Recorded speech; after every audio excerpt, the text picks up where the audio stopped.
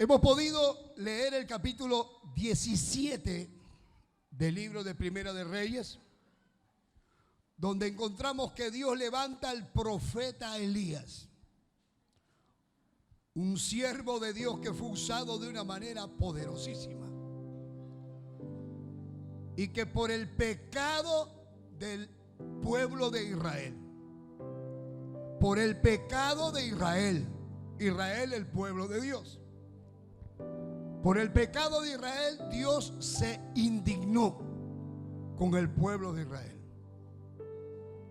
Y entonces Dios lo levanta a el profeta Elías para darle una lección a ese pueblo, ya que el pueblo había dejado los mandamientos de Dios, se había apartado del verdadero Dios, no se habían vuelto ateos, sino que se habían vuelto a los ídolos, se habían corrompido, porque todos los que se van a los ídolos se corrompen en su mayoría.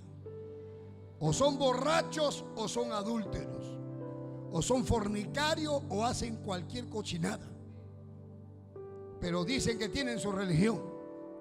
Así estaba el pueblo de Israel, habiendo conocido al verdadero Dios. ¿Cuántos hay que han conocido al verdadero Dios? ¿Cuántos hay que dicen: yo he sido cristiano y ahora están apartados? Yo he sido cristiano y andan borrachos. Yo he sido cristiano, hermano, y andan en discotecas tomando, fumando, robando, asaltando, matando, haciendo cuánta maldad, a pesar de que han sido cristianos. Han estado en la iglesia, saben lo que es orar, saben lo que es ayunar, saben lo que es leer la Biblia, saben lo que es predicar. Le han hecho promesas a Dios, pero luego se enfriaron y se fueron. Conocen la palabra, pero ahora pisotean la ley de Dios y creen que ellos pueden vivir así y que Dios no les hace nada y que no les va a pasar nada. No hay nadie que se aparte de Dios que le vaya bien.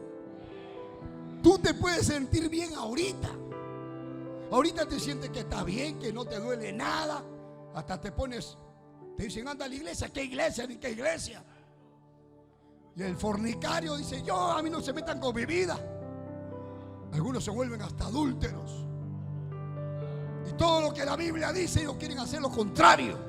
¿Por qué? Porque no les da la gana de acercar. Así estaba el pueblo de Israel. Se había alejado de Dios. Y no solamente se alejaron, sino que levantaron templos al demonio, a Baal. Y habían hasta sacerdotes de Baal. Y habían 400 sacerdotes y profetas de Baal. Y el pueblo, hermano, el pueblo, el rey, Jezabel, la mujer del rey, todo el mundo hacía lo que le daba la gana. ¿Por qué hay gente que no quiere venir a la iglesia? Por ejemplo, ¿tú por qué no quieres venir a la iglesia? Porque tú quieres hacer lo que te da la gana. No es que si yo voy a la iglesia me van a obligar que yo me vista así. Es que si yo me voy a la iglesia me van a obligar a que yo sea fiel a mi esposo, que no me separe de mi esposo, que no me separe de mi esposa. Y yo no la aguanto, a mí no, nadie me va a venir. Entonces, cada uno tiene su forma. Una mujer le decía: ¿tú por qué no vienes a la iglesia? Porque yo leo cartas. Y como leo cartas, yo vivo de las cartas. Yo le digo: pero te vas a condenar, te vas a ir para el infierno. Dice: si usted me va a mantener, así me dijo, si usted me va a mantener, yo dejo las cartas.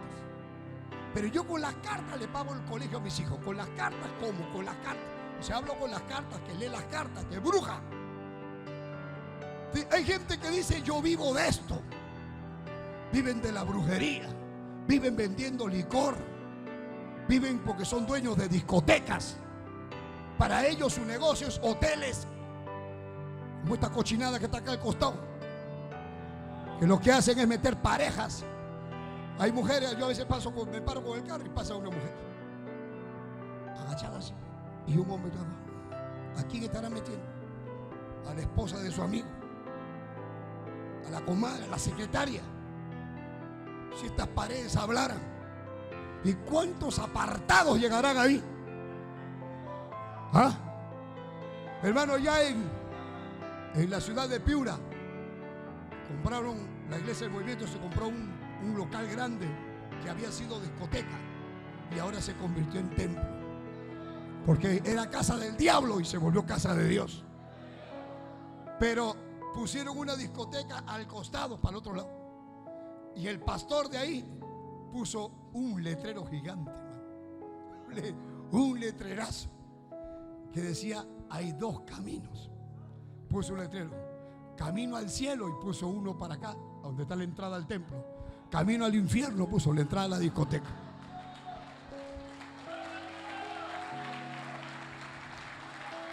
Sí. Un día me llamó ese pastor y dijo: me han denunciado, me dijo. Sé que por mi culpa no entra la gente a la discoteca. Pero es que es la verdad. Es que es la verdad, la pura verdad.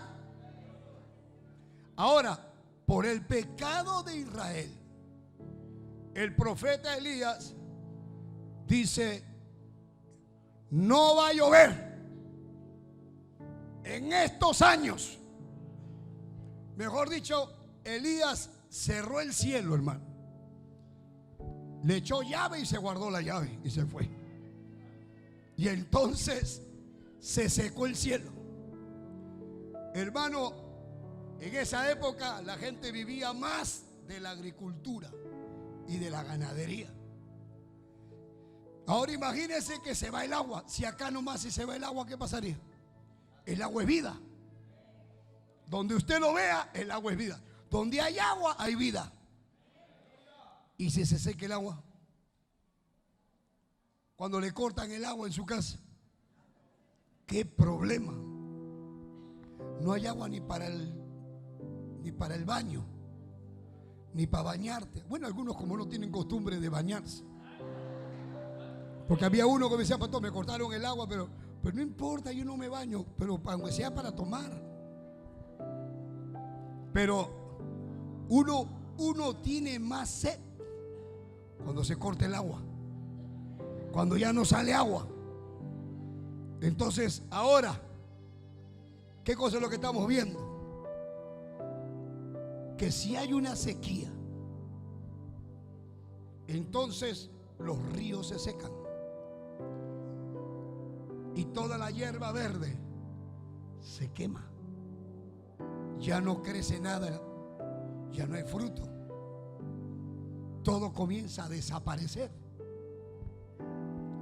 Y si usted puede leer el capítulo 17 del libro de Primera de Reyes, usted va a ver cómo Dios le dice a Elías: ándate, métete a tal cueva. Y Dios mandaba cuervos que le llevaran comida a Elías, porque Dios nunca deja a sus hijos, aunque venga sequía, pero el que es fiel siempre le llegará. Siempre le llegará al fiel. Y venía un cuervo que le traían carne, le traían todo en la mañana y por la tarde. Y tomaba agua de un arroyo que había ahí. Mientras él estaba metido en la cueva ahí, ¿qué hacía, pastor? Consagrado a Dios.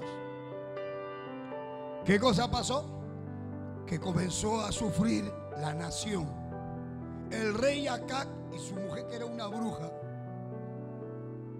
ellos comenzaron a echarle la culpa a Elías, que por la culpa de Elías no hay agua porque él ha dado la maldición.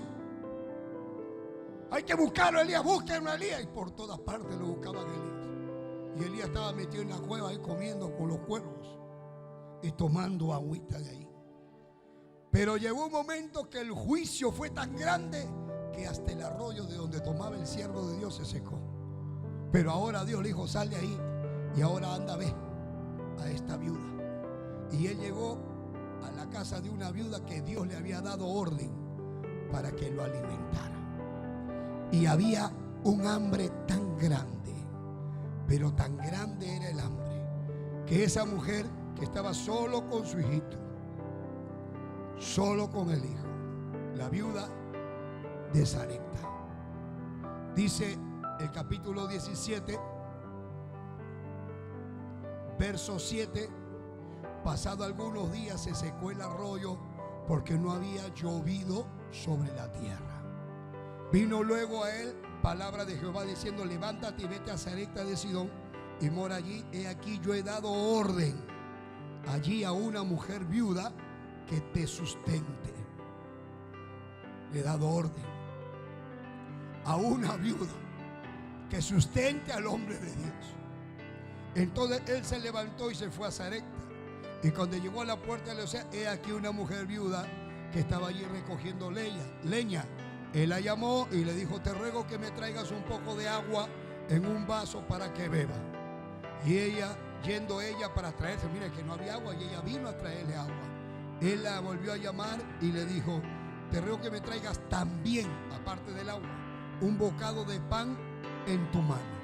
Ella respondió: vive Jehová tu Dios, que no tengo pan cocido, solamente un puñado de harina tengo en la tinaja y un poco de aceite en una vasija.